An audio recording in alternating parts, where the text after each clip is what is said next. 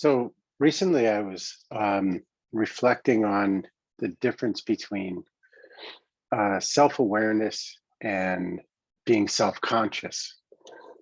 I was actually looking at the word for self-awareness in Japanese. Just it came up in a book. Not that I can read Japanese, but I happened to look up the character, and it said self-awareness, and then I noticed self-conscious also. And so self-awareness in my experience is becoming aware of my experience, becoming aware of um, how I might be feeling, how I might be behaving or thinking. And there's a siren. I hope you're not all hearing it, but I became aware of a siren. I'm going to pause for a second. Well, the siren stopped for a moment. Um, so self-awareness is becoming aware of your own experience. And it might be bringing your attention to your thinking. And, you know, are you thinking in pictures? Are you thinking in sound? Are you thinking of the past? Are you thinking of the future? And noticing your internal responses to things. So I put all of that in the category of self-awareness, and it's a practice. It's something that it's like the more you pay attention to something, the more distinctions you can become aware of. Just like when you become better and better at tasting a particular type of food, you might have more distinctions in that area. And then I was thinking about being self-conscious. Now, for me, being self-conscious is having a concern for how other people might respond to my behavior. Now, I might be self-conscious about the way that I dress, or the way that I'm speaking, or that maybe I said something and I'm self-conscious about, okay, this may get a particular response from somebody.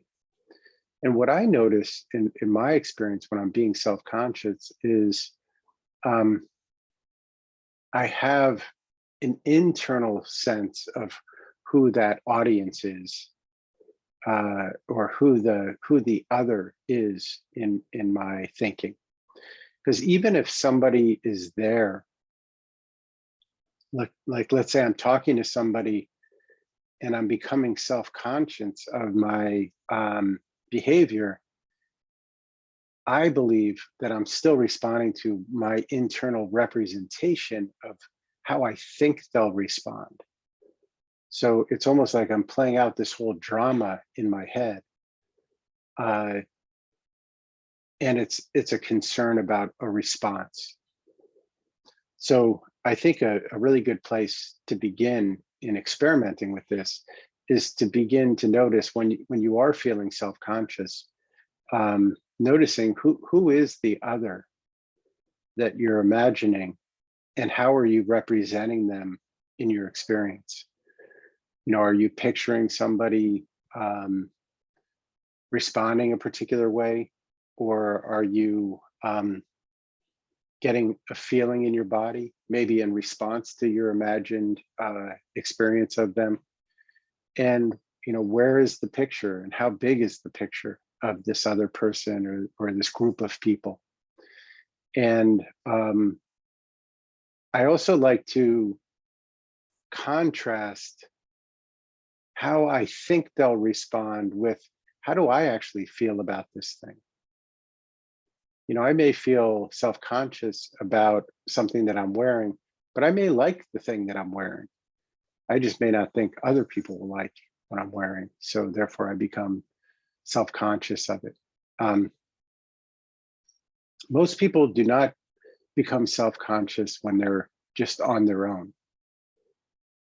If you become self-conscious when you're alone, at least in my experience, it's usually because I'm imagining somebody again responding to what I'm doing. And this is similar to when we talk about having an inner critic, or an inner voice. It's something that we probably have learned or internalized growing up, or from cultural messages, or from people at work. So I like to move back and forth between just becoming self-aware and becoming self-conscious. And by the way, becoming aware of being self-conscious is another form of self-awareness. You're becoming aware of how you're using your thinking and your neurology to produce a certain response in yourself. You'll notice that young children are not self-conscious typically, at least not until a certain age. Babies are not self-conscious. They're not thinking like, oh, the way that I'm waving my arms is going to be responded to in a certain way.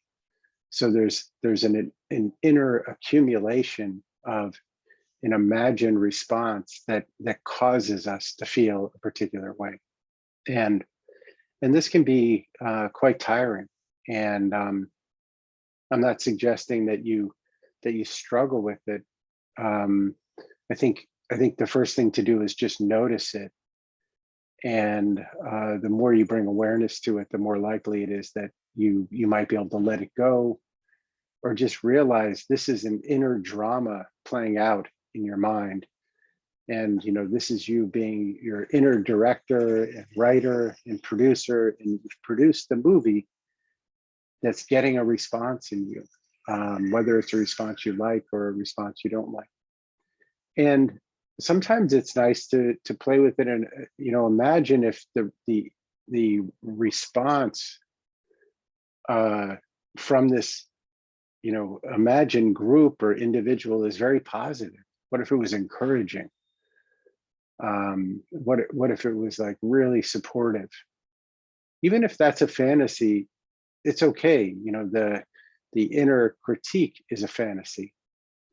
And you may say, well, that one's more real. Well, real or not, it's still a fantasy. So sometimes it's fun to play with balancing out. Like, what if half of the audience is saying, yes, this is amazing, and half the audience is saying, oh, this is horrible. How could you do so poorly? And a great suggestion that I got from a colleague is, what if you were to critique the critic, the inner other that you're experiencing, and just have a moment of you being in the observer role and saying, like, how is this critic doing in relation to you? What's the relationship like between the two of them? Now, after playing with that, I always like to come back to just pure self-awareness, even if it's awareness of thinking, awareness of breathing, awareness of my posture, awareness of emotions, of body sensations. And really just letting go of any self-consciousness. Imagine being perfectly alone, where you're free to move and act in any way that you like. So I hope this can help you have a measuring stick, or develop a sensitivity to when you're being self-conscious versus being self-aware, and not as a way to to judge yourself, because that would be more self-consciousness, but just to notice it and go, oh, that's interesting. In these situations, I become self-conscious, and these other times I become very free. So new distinctions to play with.